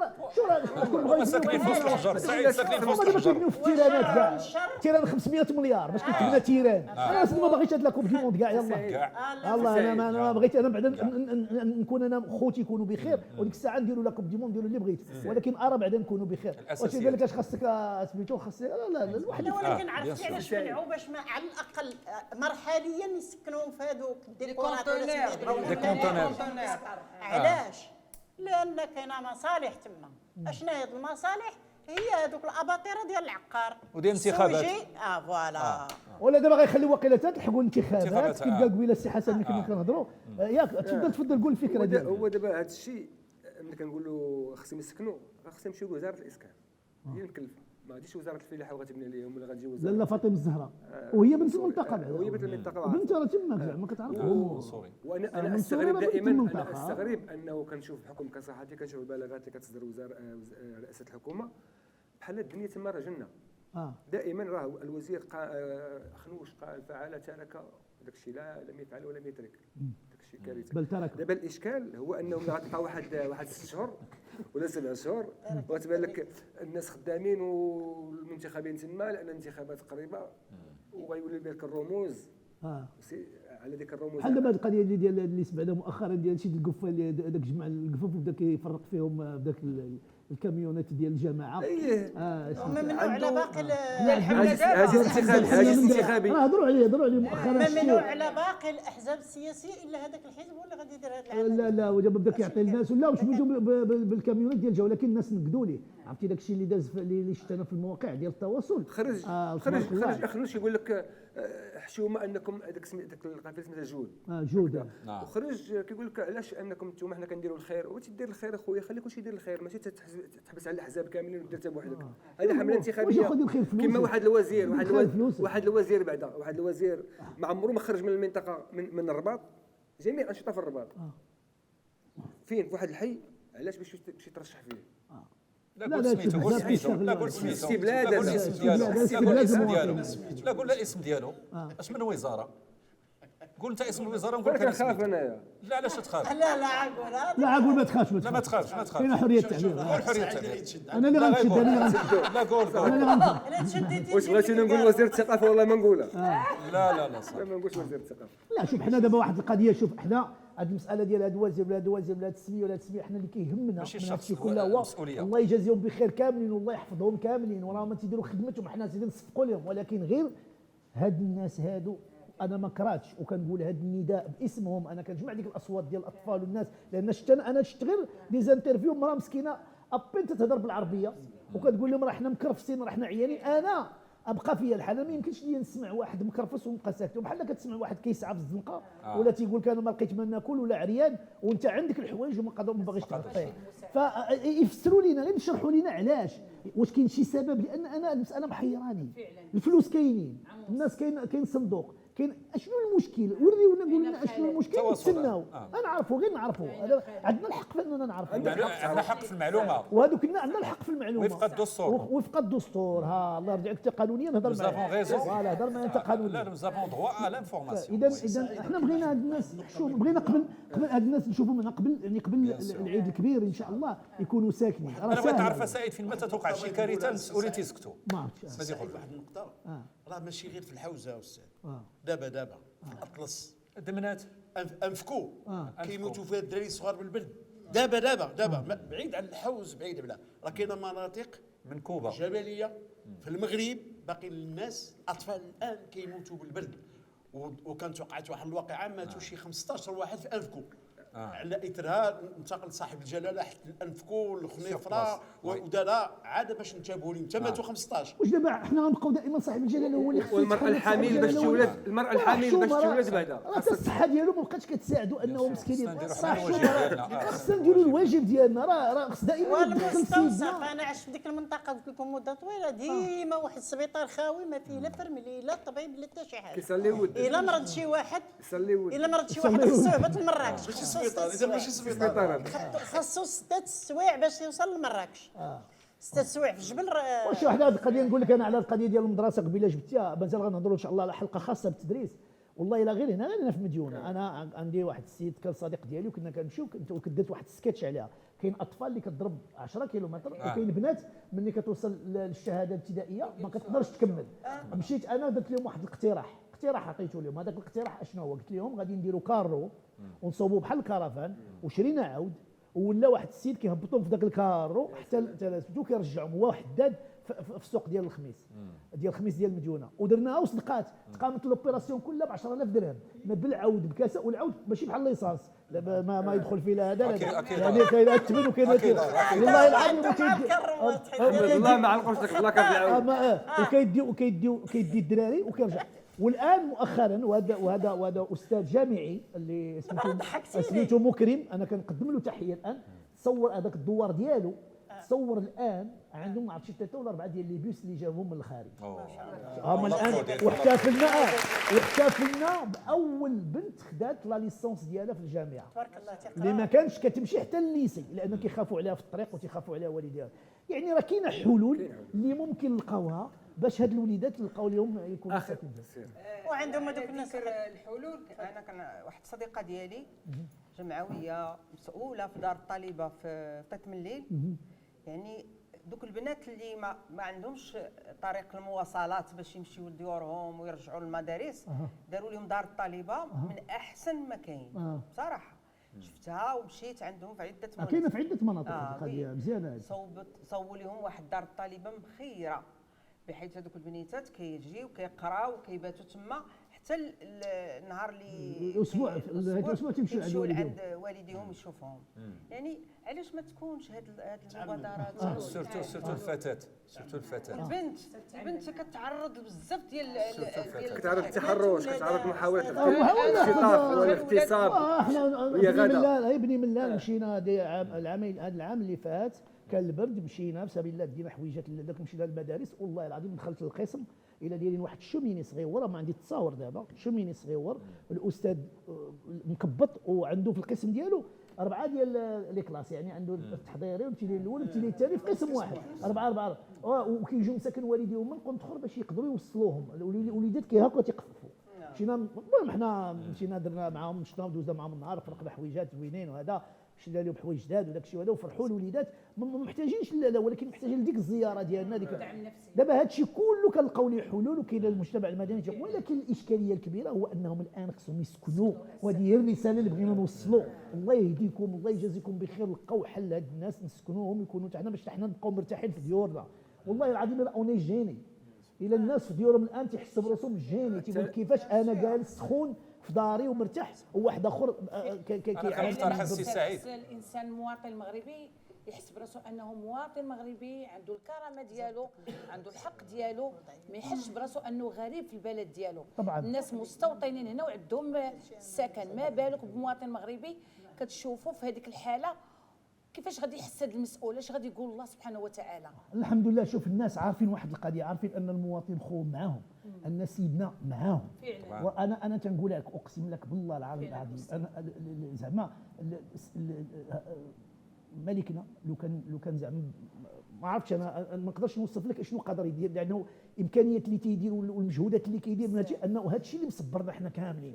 ملي كتشوف ان سيدنا معاك وتيحاولوا، اذا خص هذوك المسؤولين حتى هما ياخذوا بعين الاعتبار هذه المساله، واعتبر حنا ملكا وشعبا كنا باغيين نخدموا دير خدمته كلكم راعين خدمته صاحبي. الملك غيدير كل شيء. كل شيء عندهم. واحد المساله، واش الملك غيدير كل شيء في هذه البلاد؟ لا ما يمكنش يدير كل شيء. مشي الملك يديروا. ما يمكنش. واحد ما كيقررش يمشي الملك عنده باش يشدوا، خاص سي المسؤولين. سعيد. عندنا أنا حكومه كنقترح- تنتخب سي سعيد. طبعا تنتخب وعندنا. انا كنقترح اسمح لي سي حسن، هذيك المبادره اللي كدير كل سنه، هذه المره في اقرب الاجل ندير واحد الزياره، نمشيو للحوز، تمشي معنا الرئيسه ديال هذا، تمشيو معنا الفنانين هذا، غير اللي لفت الانتباه واللي جبر خواطر هذوك الناس، نديروا ربما يتبعونا مبادرات اخرى نمشيو للناس. حنا في العيد نديروا نمشيو عندهم في العيد، نمشيو في العيد، في العيد ونديروا نداء من تماك، من تما نديروا نداء تما. نمشيو للعيد ونمشيو ونديروا حلقه تما ونقول لهم ان راه حنا معاكم بقلوبنا وحنا بكل انا الجوانب كنقترح سعيد نباتوا معاهم في الخيام. ونباتوا والله نباتوا في الخيام. ولكن حنا راه نبقاو على مخيمين، انا كنقول هما مساكن عايشين ديالنا. لا علاش ما نتبادلوش نستنجز. معاهم؟ نجيبوهم لديورنا ونمشيو حنا نباتوا في والله العظيم. لا والله خصها دار. يلا دابا كتشوف واحد البرنامج تيقول لك واحد غادي فنان غادي يمشي يعيش الحياه ديال واحد خدام في شي بلاصه. لا سيدي اجي نديروا دابا هذه القضيه. وانا من واحد انا اقسم لك بالله انا من دابا مستعد، انا عائله مستعد انني نتبادل انا وياه لمده 10 ايام انهم يجيو لدارنا ومشينا للخيمه. اقسم لك بالله اللي قادر نديرها. ومن بعد ديك 10 ايام واش غيبقى؟ المهم بعدا لا انا خص غندير اثاره هذا. الانتباه. لا اثاره الانتباه. انا ما نقدر وهذا نبداو نديروا هذا الشيء اللي بقى. خص تثير المواطن هو الانتباه. مشى خدا من القوت ديالو الانتباه باش وقسم يكون مع حل. هاد الناس، خدا من الامكانيات اللي عنده وقسم مع هاد الناس، حيد من له سالير ديالو وحط لهاد الناس. اذا غادي ياخذ عاوتاني شويه من السكن ديالو ولا خص المسؤولين. الضمير. والمهم حنا اكبر كاريكاتير زوين هذا داخل في كانت الازمات الانسانيه. ملي كتكون الازمات كتكون بعض الطرائف كتخرج عليها. هادشي اللي وقع في الحوز راه وقع بحاله في الحسيمه في 2004 الزلزال. واحد خرج هز لافته لانه الناس صيفط ارسلوا المساعدات، ما توصلش بالمساعدات، هز لافته كاتب فيها مسكين لا للزلزال. تصور حبسطوا عليه لافته انا شفتها قمه. شوف واش مصيفطه، شوف لما المصيفطه عقلوك لا للزلزال كيسحب انا الزلزال فعل البشري، ولكن راه ميساج عميق هذا ان ذاك الزلزال خلى انه ما تشرد، سمع وعود ما كاينش الوفاء بها، ما كاينش التزامات بها. لا كيف قالت الاستاذه للزلزال منار بانه كيحس براسو انه بحال مسامحين فيه، حنا ما مسامحينش فيه، حنا معاهم. وكنظن ان المجتمع المغربي كله راه شفتوا في المواقع كل شيء كيهضر على هذا، الصحفيين كيهضروا على هذه المساله، يعني ناس كيهضروا حنا معاهم قلبا وقلبا. على اي حنا المسؤولين ما عرفت علاش هذا الصمت وعلاش هذا السكوت وعلاش هذا انا ما فهمتش علاش. يقول لك اش كاين مسؤولين. تعقول عدوي تعقول قول نعرف واش كاين. والله اش كاين يعلم الله اش كاين هذه غنوا اش كاين يعلم الله راه كل شيء واضح يا استاذ وكل شيء كيوصلهم، ولكن هما يستعملون اذانا صماء. هو الانسان الانسانيه تجردوا من الانسانيه ديالهم، هذا هو المعنى الصحيح. لان كل شيء باين، المواقع التواصليه راه بينت اكثر وما خفيه كان اعظم. انا اتساءل، وهذا السؤال نوضعوه حنا ما غاديش نطولوا بزاف هذا، وغادي ندوزوا للمحور الثاني ان شاء الله ديال الحلقه ديالنا، واللي حتى هو موضوع مهم جدا وغادي نهضروا عليه. هذه الحلقه غتكون سخونه مزيان ومعنا ضيف اخر اللي ان شاء الله غادي فكنشكروا اولا الاخت منار على الحضور ديالها، عندنا خلات الشغالات ديالها وجات حضرت معنا باش تسجل معنا هذا وتكلمنا على الاطفال اللي ذوي الحاجات الخاصه، وفي نفس الوقت الزياره ديالها للحوز ولهاد الناس والضحايا الزلزال. فتنشكركم على العمل ديالكم وتنشكروا جميع وسيرتو السيدات راه كيخدموا بزاف في المجتمع المدني. هذا انا اصفق للسيدات المغربيات لانهم تيخدموا في المجتمع المدني تبارك الله عليكم. فتنشكرك وكنطلبوا من الله ان ناس يتعاونوا معاك والسلطات يتعاونوا معاك باش هذه الجمعيه تمشي للقدام ان شاء الله. وندوزوا للمحور الثاني اللي هو غادي نهضروا على واحد الظاهره خطيره جدا، هي ظاهره التسول. التسول ظاهره خطيره جدا. الان معنا في هذه المناسبه معنا واحد الضيف بداو كيجيو عندنا الضيافه، شتي الحمد لله كيفرح. الناس دابا البرنامج ديالنا بدا كيتشاف، بدا كيتهلاو فيه الناس. فمعنا ضيف اللي هو السي هشام جرير، ما كيجيك عنتر والو. لا ما تفهمش. جرير الطباري. جرير والفرزدق. جرير الشماغ وجرير الطباري. فتبارك الله عليك، حضرتي معنا، انت رئيس ديال جمعيه اسهام للاسره والطفل. وهذا مهم، لان هذا الموضوع تيهم الاسره وتيهم الطفل بصفه خاصه. فالتسول ما حطوش واحد القضيه ان ولات خدمه، ولات مهنه، ولا كل واحد وكيفاش كيدير باش يحاول يتسول. كاين اللي كيتسول حتى على طريق دابا طريق على طريق الانترنت، على طريق المواقع او الاحتيالات، يعني ممكن النصب، يعني تيديروا عاهات، كيديروا يعني كاين عده، يعني ما نسميه كاين ما يسمى بالتسول المنظم، يعني كتلقاهم منظمين. كاين اللي كيعتمد على اطفال، كاين اللي كيكري الدراري الصغار، كاين.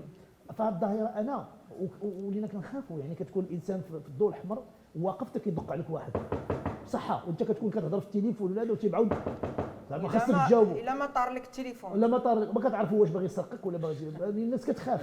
كاين اللي مسكين محتاج، حنا كنقولوا كاين اللي محتاج فعلا، كاين الله يكون في العون.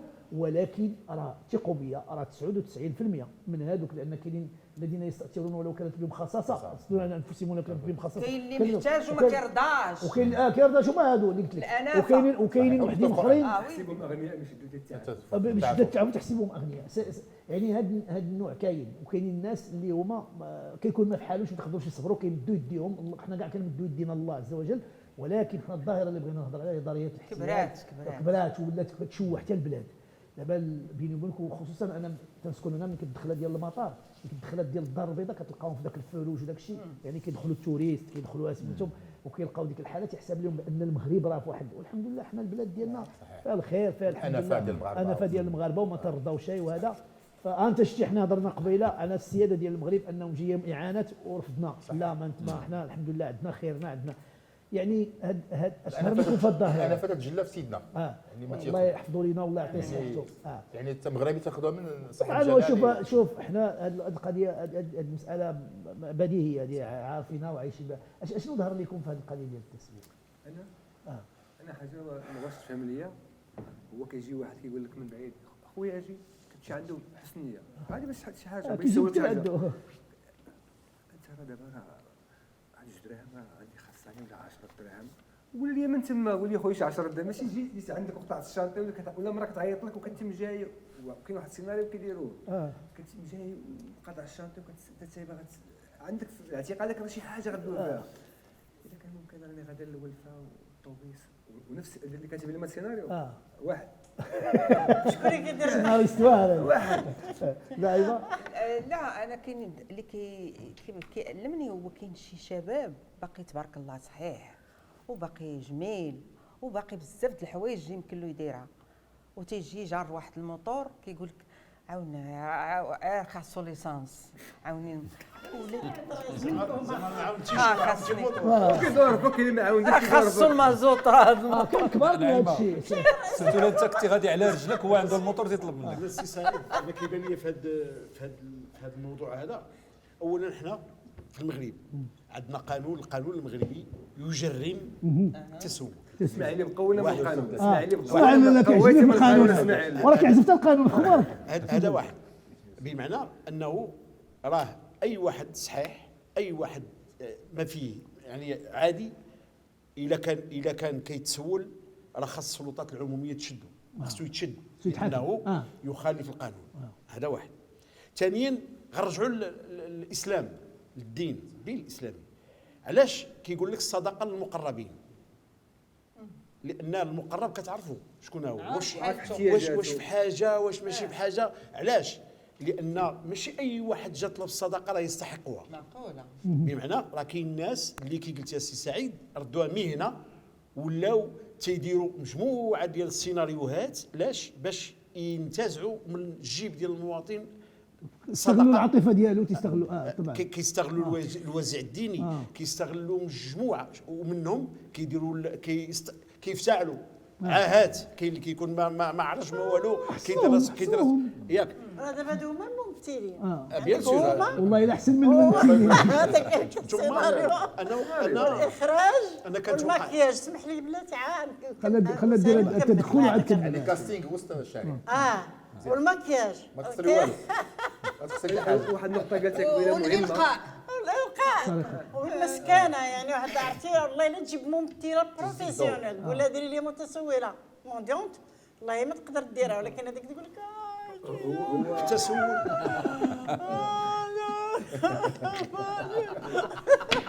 الله يستر. كدور مع الدوره كتبدل حوايجها. لا وتركب ولدها بعد ما قبل ما تركبوا كتركبوا بواحد الزيف مقطع وكدير توسخو دير لي شويه ديال هذيك على بلاتي على ديك القضيه ديال ولدها واش فعلا لا باش واش فعلا ولدها. شوف شويه ديال ديك اللي ما كتذكرش كتخرج لينا من هنا كنديرها ليه. لا قبل ما نمشي لك على القضيه ديال الوليدات باش نبقاو في الاطار والضيف ديالنا على القضيه ديال الوليدات. انت دابا بما انك تهتم بالاسره وبالطفل واش ما كتبانش لك هذا مثلا نوع من استغلال الاطفال في بعض الاحيان اللي كيفتكرها وكيسمع شي حوايج اللي انا كنسمع انا ما متاكدش ولكن الناس كيقول لك بان كاينه المراه اللي كتولد كل 6 شهور كتبان لي واحد خيتي عندها واحد البيبي بعد ما عمره بغى يكبر. انا 5 سنين وانا كنشوفوا الدري ديما وعام يحق الله عام عندها عامين ديال حق الله. عامين ديال حق الله 3 يعني سنين. اولا سعيد انا جد سعيد التواجد معكم بين فهمت بان السر ديال حبنا لكم هو الطلاقه ديالكم. عارف راك علاش بغيناكم تنبغيوكم والله العظيم. ما عرفتش حسيت دابا انا كمشاهد كمغربي بس سي نعيمه ولا فاطمه وسي سعيد تقول لي جرير ما كيقولش الشعر انت سمعت. لا تندوقش على هذيك الحسب تهضر معاك على الحبيبوش دابا. الله يكثر خير. والله عارف علاش تنبغيكم يعني دابا انا شخصيا انا في رمضان هذا ما فطرت نخدم التلفاز علاش باش نتوانس ما تنشوفش نتيك واحد انت ولاد جيه اش يقولوا ما عرفتش ما شي حاجه تجي باش من القنط من حيد القنط. وليجي سعيد بان حضر في يعني في الحلقه الثالثه ورقم 3 عنده واحد السر ثالثه ثابته وتسبيح 3 المرات ويعني تنديروا يعني خاصنا نحسنوا هذه الحلقه هذا وهذا البرنامج خاص تحسن لان عندك خميس على سي سعيد خاصنا ديك الخميس اللي كدور وانا سعيد حضرت يعني غنخليها في البرنامج ديالي نحدث معكم. ومرحبا بك في اي وقت. شوف هذا البرنامج ان شاء الله نتمنوا من الله اننا نلقاو ليه دي سبونسور لان لحد الان باقي ما لقيناش له دي سبونسور. الا لقينا له سبونسور غير باش يعيش حنا ما بغيناش حنا نعيشوا يعيش البرنامج. يعني لو لقينا شي سبونسور فاحنا غنتقروا على مواضيع كثيره وغادي ويحضروا معنا فعالين في المجتمع بحالكم اللي كيستاهلوا تصفيقات حاره لان كيديروا مجهود كبير للمجتمع المدني. انا كنخدم معاهم لا في امراض لا في بزاف د الحوايج الامراض ديال المجتمع وامراض صحيه وفي حوايج اخرين وفي الخير. تبارك الله عليكم.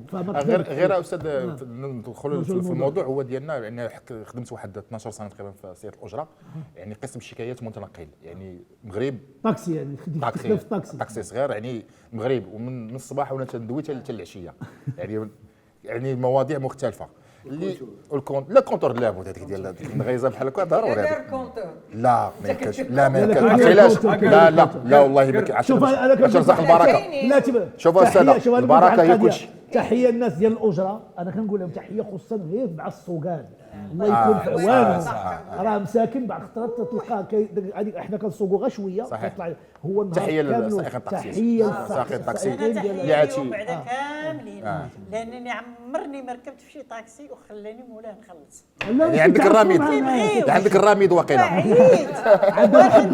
عندك الرميد انا حسيت بها دابا نبغيوكم والله حسينا بكم والله العظيم الا حسينا بكم انا والله ما نتخلص منكم كما هي في الناس. كمل لنا الفكره سي هشام ونرجع باش ما نمشيوش مع الطاكسي. كمل لنا الفكره الكونتور فيما كنطلع مع شي مول الطاكسي ما كيديرش معايا الكونتور كيدير معايا الكونترير. لا كيشوف السرعه بحكم كيشوف السرعه كيسحبوا مرفح بحكم استاذ يعني احتكاكنا مع هذا الموضوع واهتمامنا كجمعيه بهذه الاسره والطفل انا اللي تنطرح السؤال سي سعيد هو كيفاش حملت بواحد الوليد ولا بنيه 9 شهور ماشي زي باقي تربيه يعني في خريقه تهزو تبقى فيه الفروج المازوت الشمس ما يمكنش تكون هذه غتكون غير كاريه ما يكونش ولدها، لا ما يمكنش يكون ولدها، لان كان ولدها غتعطف ما عليه. يمكنش ولدها. دابا انا خرف شاري غاندي يعني درت ضجه، ما نكذبش عليك، الدراري صغار يعني القامه ديالهم صغيره تيديروا بين الرويده الطوموبيلات.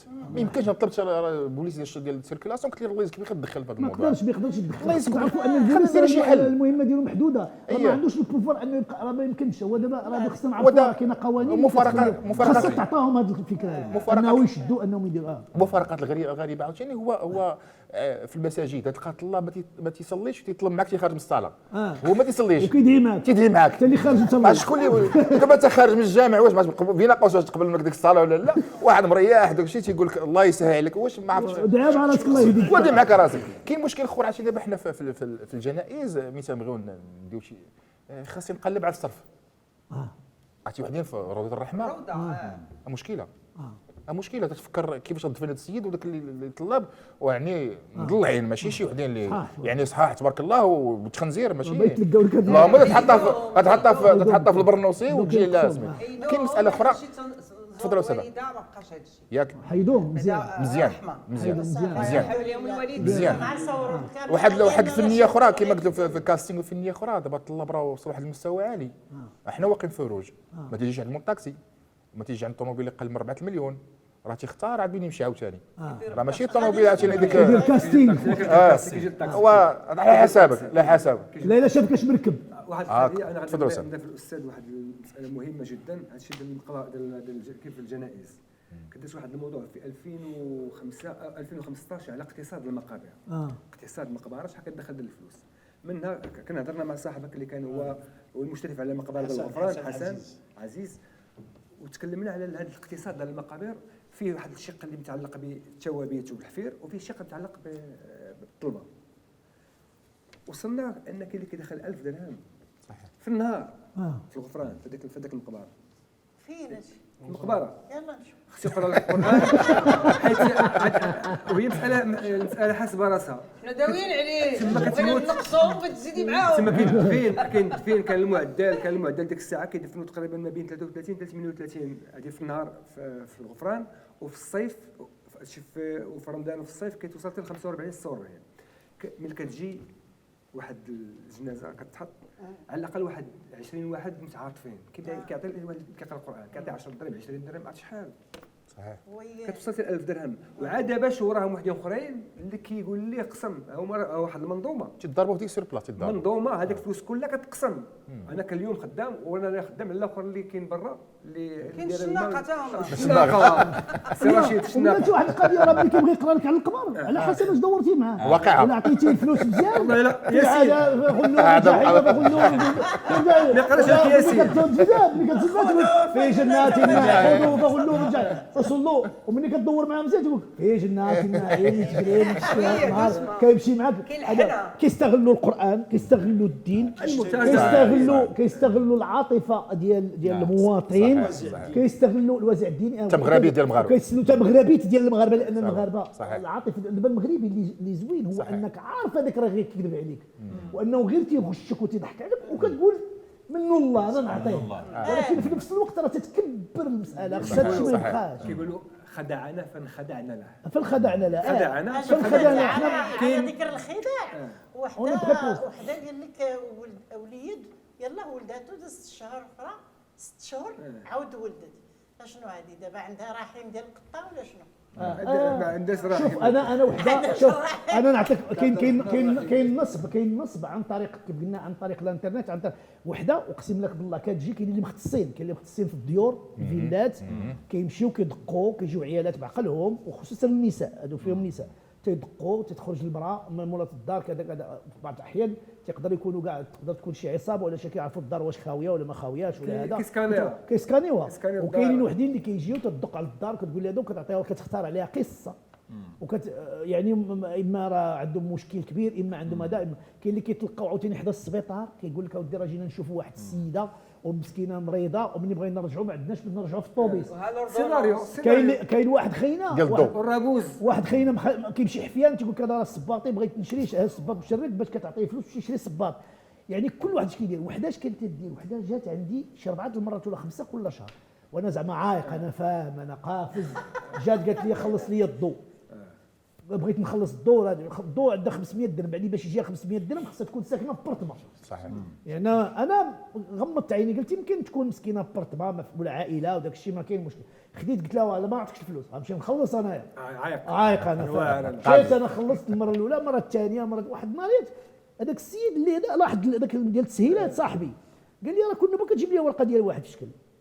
من بعد ملي زيرتها وداك الشيء اكتشفت شنو كدير، كتجي دابا هي كتجيب ورقه من عند واحد مثلا جاتو 700 درهم ولا 500 درهم ولا 800 درهم في الضوء، كتقول لي راه لي غير 300 درهم وانا نجيب وسعيد الرمز. وهذه ما كديرش لي غير انا، غادير لواحد عدد ديال الناس. النهار اللي في جمعيه ما كتخلص الطلبيه كنبغي في الجيلاني الجويلي وانا اللي كناكل هو الخطير سعيد، الخطير في الامر آه. هادشي اللي تسول. اه عندك سونترفيل آه. كاين قهوه كتريح، ماشي يعني قهاوهم. آه. انا كنريح كندخل بنيه عندها 6 سنين، هذا كتبته تا هو 6 سنين كتدخل.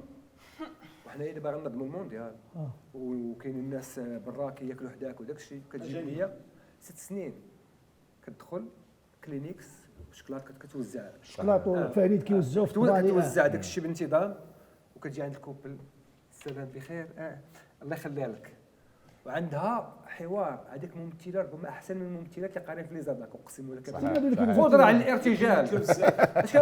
اش كتقول لك؟ انا كنشوف دابا كنشوف بعيني، كتقول لها مرتك، كتقول لها لا ماشي مرتي صاحبتي، ايوا سير الله، عندها حوار ديال صاحبتك وديال مرتك وديال اختك وديال لكل مقام مقال. كل مقام مقال. 6 سنين هذه 6 سنين. والغريب في الامر هادشي معاش، بحث على سي سعيد هادشي معاش، هادشي معاش 11 الليل وخرجت انا وسمع 11 الليل. عندك دابا من 5 العشيه ل 11 الليل، وماشي كاين هما شي 6 البنات ولا شي 6 ولا شي 5 دراري ودريات. الغريب في الامر هنا البنيه هذه كتضرب واحد تقريبا واحد 300 متر 400 متر بالليل في سونترفيل، وسط من صحاب عرفتي، وسط من الناس البيران العاهرات الكريساج الشوال. وغاده كتبان لي مريحه مع واحد المراه كتحسب معاها بالليل واحد البنكه ديال البنكه. وتبعتيها انت؟ يا سير كنت ما عندي ما انا كنت على الموضوع، انا بغيت نعرف هذا الشيء. هذا هو الصحفي ديال ولقيت ديك السيده ماشي امها، لان كانت امها كيبغي الاستاذ ما تخليهاش، كتخليها كتديع كتضرب، وهذيك البنت بعدا كمتعرضه للاغتصاب. كاين الناس اللي عندهم تقدر تخطف اللي عندهم واحد داك لي بيدوفيل اللي سهله بالنسبه لي، غادي كدا تجاره في البشر، غادي هذه كدير تجاره في البشر. هنا هو المعنى الصريح للتجاره في البشر هو هذا. مصيبه تحلم. انا في الموضوع ديال سميتو ديال التسول مع الناس، اسمح لي مع الناس هضر ما كاين مشكل كما هضرتي. لا كملت ياك مزيان، خلينا نهضروا شويه. انا غادي نرجع للتسول، ولكن الطفل مهم جدا. تكمله لما قال السي اسماعيل، المساله ديال الجريمه، هذه المساله هي اللي باغي تجريموا. علاش؟ انا كنشوف الطفل ديال اليوم هو المستقبل ديال غدا، هو الرجل ديال غدا اللي المفروض تكون عنده مسؤوليه ويندمج في المجتمع. هذا الطفل هذا عنده واحد الفضاء اللي خصو يتحرك فيه على الاقل في هذيك الفتره العمريه اللي كتمشي حتى ل 16 سنه. بمعنى كاين المنظومه التعليميه، كاين المدارس، كاين الفضاء ديال الاسره، كاين هنا، بمعنى خصو يكون محصن. اما الشارع هو فضاء للعبور فقط، لا يمكن باي حال من الاحوال ان يكون مكان للعيش للطفل، لانه غيتعرض للاغتصاب، غادي هذا يكري، وغادي كذا. على الاقل حنا كمجتمع وكمسؤولين نديو غير حتى يوصل 16 عام. من بعد كاين فضاءات اخرى، كاين دار الشباب، كاين الرياضه، كاين هذا حتى نوصلوا للبر الامان، ملي يكون هو اوتونوم عنده 21 عام ويدخل لافاك، يكون اوتونوم قاد انه يحسن راسه. ولكن هذه المساله هذه كان من خلال السي سعيد ومن خلالكم كنوجهوا كاينه وزاره خاصه. لا دابا بلاتي هذه القضيه نهضروا مع السي هشام. واش نتوما في الجمعيه ديالكم واش هذه المساله ما كتهتموش بها؟ بطبيعه الحال نهتم بها، وهذا هو يعني انا كرئيس جمعيه، ماشي يعني كمنتخب، ماشي غير جيتو فرط راسي. يعني كانت الناس اللي اختاروني باش نكونوا، وكان الهم ديالي الوحيد هو الطفل. فعلا الطفل يعني بالنسبه لي انا مقدس. يعني الطفل كدول اوروبا بحال ايطاليا ولا هذه الناس فعلا تنديروا التوعيه على مستوى المدارس، على المستوى دور الشباب. مثلا في المعارف دور الشباب في ضرب غله في داك الشيء راه ما والو سدات. يعني خرجوا عمالقه من وشنو اللي خلاهم يخرجوا من هذاك الشيء هو كما قال الاستاذ هو تورونتا من صغرو في دار الشباب.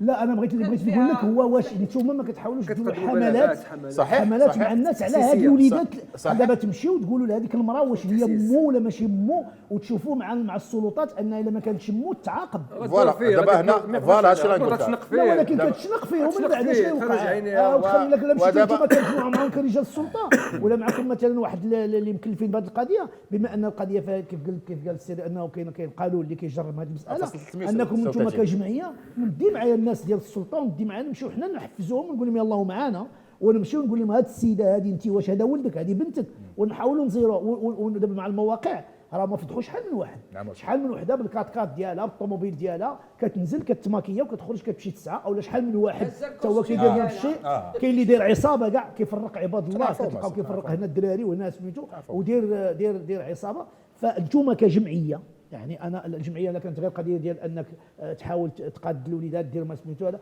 لا واش كاين فعلا انك تقدر تخرج موقف انك تخرج وتكون واحد يعني يكون يناكسيو دار.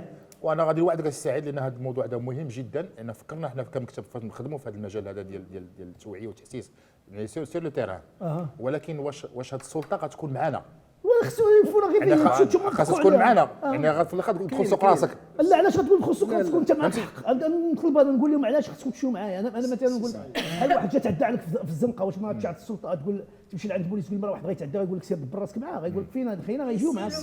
حنا مقبلين دابا على تنظيم الكاس ديالنا انا تيخسر ليماج ديال خاصه في الدار البيضاء هاد لا بريغاد الاجتماعيه حنا كنا درت تحقيق حول هذا الشيء ديال الطلبه وهذا الشيء ديال هذا ديال التسول ظاهره التسول في الدار البيضاء. لا بريغاد خدمتها اشنا هي كتشد دوك المتسولين وهذا الشيء راه كانوا داروا عليه حتى واحد البرنامج في التلفزيون اشنا ديال تتملي اشنا هما هاد الناس لقاو طلابه لقاو عندها 50 مليون في حويجه ديالهم والدبالج شي لقاو عنده فلوس بغير حساب وحده غنيه كنلقاوها كيشدوهم البوليس وكيديهم لتيتمليل وكيحجزوا دوك الفلوس كامله كتحجز وكتحسب وكترجع للكوميساريه وكترجع وداك الشيء السيد كيخليه في تيتمليل.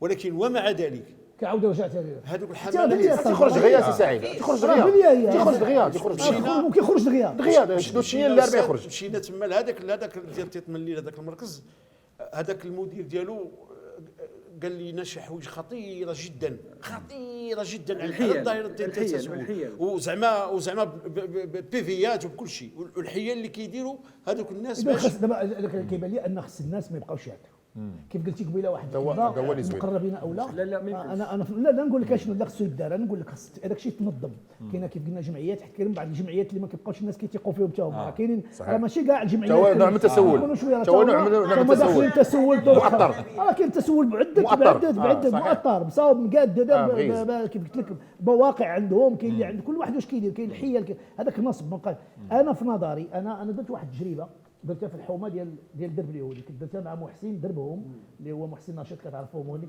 اشنو هو اننا نشوفوا احنا مثلا في الحومه تنعرفوا واحد اللي ما عندوش في الحومه كنعرفوه والناس ديال الحومه الناس كلهم تيبغيو يتعاونوا كناخذوا له مثلا واحد المويحيل وكنديروا له ان بوتي بيزنس كيف ما دايرين في تايلاند كيشدوا واحد كيعطيوه مثلا 1000 درهم يقدر يدير بها راس المال راه شي دابا في هذا رمضان اقسم لك بالله كاين اللي يدير فراشه عنده فيها 1000 درهم كيدخل بها 100 درهم ربح لوليداته ولكن اللي بغى يخدم بالعفه ديالو انهم يشوفوا واحد او لا وحده مثلا عندها الوليدات مراه جاله مراه سميتو وياخذوا لها مثلا واحد المويحيل يكريو لها يخلصوا لها واحد 3 شهور الاولى ديال الكرا ويديروا فيه ديك المواد اللي كتستهلك في النهار في الاسبوع يعني بحال داكشي ديال الصابون هما براسهم يجيو يشريو عندها ويجريو هما يجيو يشريو عندها لا بدا غتولي هي مقابله راسها هذه درتها انا دابا درنا مع واحد السيده وواحده اخرى بغينا نديروا معها واحد المساله بالماكله الاكل يعني كتصاوب هي تبارك الله عليك كتصاوب الحلاوي كتصاوب سميتو بغينا ناخذوا لها محل كناخذوا كنكريو حيت وسط الزنقه المحل ما كيسواش غالي يعني 1500 درهم 2000 درهم كتخلص يعني المشروع كله ما كيفوتش 15000 درهم انا درت ليه الحساب درت البيزنس بلان ديالو يعني كتكري مثلا ب 1500 درهم كتخلص 3 شهور ديال الكرا كتجي تقريبا بواحد 7 ما كاملاش 5000 درهم 10000 درهم كتعمر لها بها المحل ومن بعد كتهديها الكرا وداك الشيء في هذيك المده تقدر تدخل فلوسك تبدا تخلص هي كاين اللي فكرنا وحدين شرينا لهم دي تريبورتور كيكون، ولكن ما عرفوش شكون هو. كنعرفوه هذاك السيد مثلا خرج من الحبس بغينا الادماج ديالو ما فحالو شيء. كاين واحد دابا الان صور معايا في الفيلم، خرج كان مشدود في الحبس مره وماشي مره ماشي جوج، ومن بعد من تاب دار تريبورتور ب 15000 درهم خدام به على وليداته ورجع للطريق وتاب الى الله عز وجل. حنا بحال هاد الحوايج غادي تولي ديك المراه من هذاك المحل الصغيور يولي عندها محل كبير وتقدر تخدم ناس اخرين معها. فهذه فكره اننا نعاونوا الناس اللي كنعرفوا. بيان سور ما داك الصدقه وديك 10 دراهم ولا 20 هذاك راه ما كاينش. دابا المشكله سي في الشخص في حد ذاته، واش هو باغي، واش عنده اهل، واش هو مستعد، واش هو باغي يطلع من القيمه ديالو. حيت دابا الا ما بقيناش كنعطيوهم ما يبقاوش. اول خلينا راه داروا واحد الحمله، واحد الجمعيه كانوا داروا حمله وداروا اشهار ما باقيش تعطيو للمتسولين في الزنقه. شي ساعد انا شخصيا كجمعيه انا هو تجريم خاص يكون العصا، خاص يتجرب، خاص لا والله شوف العقوبه الوحيده بحال الرشوه ما باقيش نعطي الرشوه. بحال شي حاجه غاليه ما نشريهاش. انا كنقولها جيت اليوم لقيت مثلا مطيشه غاليه وما نشريش بابا انا المطيشه، بصله غاليه ما نشريش. راه هنا فين كتبان القوه ديال المواطن. خصو التسول. عرفتي علاش التسول؟ علاش ما يمكنش؟ جوج مرات كنقول لك ما يمكنش. كانت واحد الدراسه دارها المجلس الاقتصادي والاجتماعي على التسول العام اللي فات، على التسول. لقاو ان التسول المغربي داك العينه اللي داروا عليهم السونداج كلهم رافضين التسول. هذه اول حاجه مزيان، يعني التسول مرفوض. ثاني حاجه ان المغربي كيعطي الصدقه حينما تطلب منه. مابقاش كيجي وكيعطيك الصدقه، ملي كتقول له ارى كيعطيك، ما كيمشيش هو كيعطي الصدقه. وملي كيعطيها بدافع اخلاقي او بدافع ديني. وكاين الدافع الجديد العاطفي الجديد هو دافع الخوف. بنت غدا السايكه كيوقف على واحد عطيني واحد كتهبط وتسولتيها. دابا السول ما تيختي نايم وهي واقعه لها. واش كتعرفي شحال كتعطي فلوس لذاك السيد؟ ميزانيه بدافع الخوف. ما كتعرفيش. لا ما كنعرفش. ما هبط لي تدخلي ضاربو والله تدخلي ضاربو. يعني هاد نعيمه ما كنعرفش نعيمه راه كتسمع واحد وقع لي ولا فنانه كتعجبني في المواقف. والله العظيم في المواقف انا حتى كتوقع لي مواقف كتنزل عاديه ما عندهاش ذاك المشكل ذاك الهاجس ديال اننا فنانه ولا لا. بنت الدرب بقات بنت المدينه القديمه ناعمه بنت غزال. وانا ولا عليها ايش كندير؟ بقات هي مطربه الحي. مطربه الحي زعما تقرا عليا شي واحد. وقعت لي واحد النهار عندي الطوموبيل خاصني 10 دراهم. عندي كروفيزوار ما كاين لا مازوت لا والو. ديك الساعه باقي مازوت كيدير 7 دراهم. يا مات 1930 زادوا فيها درهم كما قالتي سي سعيد. زادوا فيها درهم حلفت على الطوموبيل البعث صافي زادوا فيها درهم ما عليناش. جا واحد قال لي خويا عطيني 10 دراهم مازوت وانا خاصني 10 دراهم. وانا نحل داك اللعيبه قلت ليه خويا راه الفرق بيني وبينك انك قدرتي تقولها انا ما قدرتش نقول. سي سعيد احنا في كوفيد احنا كجمعيه عشنا في كوفيد ديال احتضنا دوك الاس دي اف دوك اللي ما عندوش دون دوميسيل فيكس. سون دوميسيل فيكس احتضناهم وبركنا معاهم شخصيا وبركنا معاهم كل واحد الحاله بوحدو. اغلبيه جايين من مدن اخرى يعني ولا من القرى. وكان الهدف ديالنا حنا كجمعيات وكمؤسسه ديال العماله ديال اونفا على اساس الهدف ديالنا ماشي هو غندخلوهم على قبل كوفيد مي نحاولوا نقنعوهم باش يلتحقوا بالاسر ديالهم. يعني واحد شنو نقول لك واحد 90% ما توفقناش لان ذاك الشخص هو في حد ذاته ولف هذيك السعايه ولف ديك الطلبه ولف هذيك الربح ولا عنده ربح مادي. اطفال الشوارع انا خدمت مع عده جمعيات. اخر جمعيه خدمت معها مؤخرا اللي كدرت معاهم جوله لصالحهم كنتي معايا في سبيل الله. هاد الوليدات وجبتهم دخلتهم لا سميتو جبنا واحد الوليد ودخلناه. اغلبيتهم ماشي الفقر ماشي هذا كيكون غير مشكل عائلي اطلاق لا الام والاب كيعندنا في المراه ولا المراه كتعنف الراجل المراه با كتجري عليه. الدري كيبقى سميتو مع صحابو كيلقى الزنقه تيبقى واحد الوليد. وكانت ماساه الا كنتو حضرتوا العرض اللي كنت درتو هذه شي عامين دابا وكنت طلعتهم في ميغاراما واول مره كيدخلوا القاعه ديال بحال ميغاراما. حضرتي انت وطلعت الوليدات تقريبا جبنا شي 30 واحد بالمنطقه ديالهم حمايه ودخلنا مع الغطاغي كلهم وطلعتهم وفرحوا لابس. وفيهم واحد الوليد خداتو الرئيسه نسيت على الاسم ديالها منيا ولا يعني صديقه ديالنا. ومشينا الوليد دخلناه للمدرسه للاسف الشديد رجع ثاني للشارع، مشكلة. دايز واحد سكران مع شي 5 ديال الصباح قتلوا، ضربوا في طبات الوليد هذاك اللي عنده مسكين عنده 9 سنين او 10 سنين، لا عنده 13 سنه 13 سنه الوليد مسكين توفى. وفرحنا ملي دخلنا المدرسه وقلنا غادي هذا. هنا المشكل الكبير هو في الاطفال اللي مساكن كيتورينطاو لهذه الطريق هذه. انا تيبان لي خص المجتمع ديالنا يهتم بهذه المساله ديال الوليدات، حمايه الاطفال. اي راه كيف هضرنا قبيله على الوليدات دابا اللي تيتعذبوا في هذه الضحايا ديال الزلزال. الوليدات هادو هما المغرب ديال غدا. واش حنا تنهضروا على واحد كيقري ولادو ما نعرف بشحال، وواحد اخر مسكين ما لاقيش لولدو حتى فين يسكن ولا هذا راه ما هذا عنف ضد الطفل بعد عنف. بالاضافه الى هاد لا بالونس ما كايناش. بالاضافه الى عنف الطبيعه، عنف المجتمع. هو كيخرج عنيف، ممكن ينحرف يولي كريسي ولا هذا هو المشكل. اذا حنا وصلنا دابا للتوقيت ديالنا. سمحوا حنا الموضوع راه خصو بوحدو، راه خصو صحيح، نهضر عليه. فنتمنوا من الله ان الناس يعرفوا بان راه ماشي كاع المتسولين راه هما ناس محتاجين فلوس، اننا نبداو بالناس اللي كنعرفوا، نحاولوا نجتمعوا كل حومه ولا كل عائله تهلا في. كانوا اليهود كيديروا واحد القضيه، لا كوميونيتي جويف في المغرب كانوا كيديروا هذه المساله، كيجمعوا الفلوس ديال الصدقه ديالهم وكيشوفوا واحد كل سنه وتيبنيوا له مشروع. درهم. بس هي قاسي سعيد، انا كان معايا ان جويف كان معايا في التاكسي وهضرنا في هذا الموضوع. قلت لي علاش ما عندها غير تسول عندكم قليله؟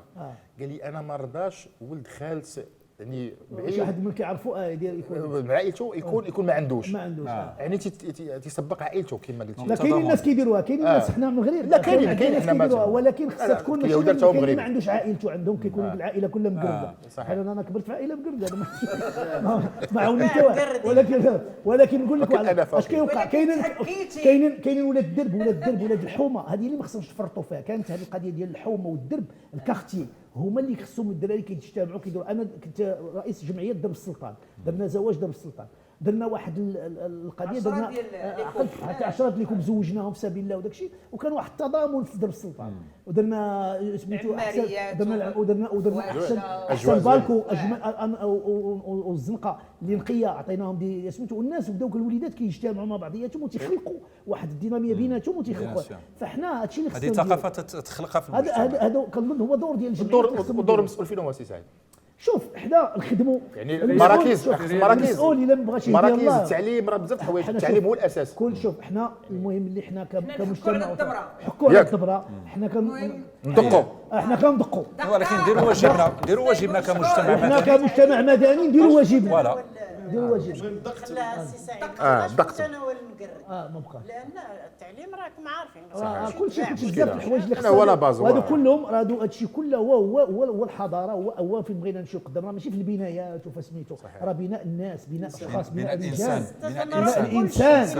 اما انا كنبني، انا عندي عمارات كتوصل للسقف ولا كتوصل للسماء، ما اش غتفيدني هذه العماره؟ كما قال واحد مسؤول قال على قبل الكوب دي موند، قال خاص حنا غنبنيو التيرانات وفينا هو الانسان اللي غيحافظ على هذا. اي طبعا احنا باقي يشوف شي حاجه فيها الدجاج يضربها يعني خاصنا نكونوا هذاك الطفل. لا شنو سميتو هذاك في الفلسفه؟ ما يسمى في الفلسفه يسمى بعدم الاحساس بالملك الخاص، بالملك الخاص لا ديالو، كيحسب انه ما ديالوش.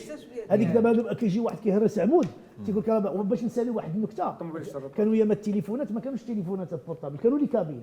وواحد خينا كيهضر في التليفون في واحد الحومه في الليل، كيهضر في واحد التليفون، كيهضر هذا شويه تنيرفو هو يبدا يهضر في ذاك التليفون، هرسو شخشخ باباه باخ سميتو، خرج من الكابين دفعها وخرج الزنقه مع الخرجه ضربته طوموبيل. لا اله طاح قال لهم عيطوا على الامبيلونس، قالوا له التليفون الوحيد اللي كان عندنا راك هرستي. اذا هنا الحلقه ديالنا كنشكروا اولا الجمعيات بجوج، يعني لا السي هشام ولا الاخت عائشه اللي حضروا معنا. يعني كنشكروا عائشه المنار رئيسه جمعيه المنار للاشخاص في وضعيه صعبه، كنشكروا السي هشام جرير اللي هو رئيس جمعيه اسهاب للاسره والطفل.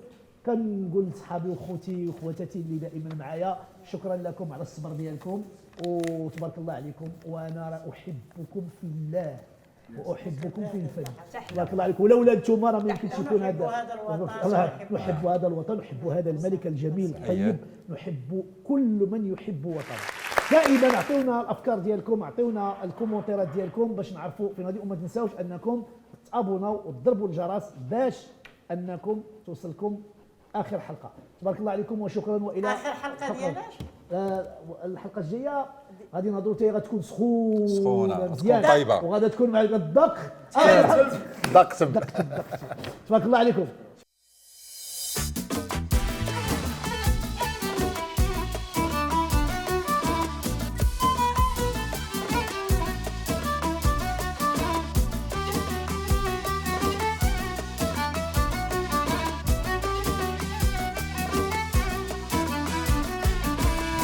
الدق هنا والدق تم يصغى كل من يفهم. الدق هنا والدق تم يصغى كل من يفهم.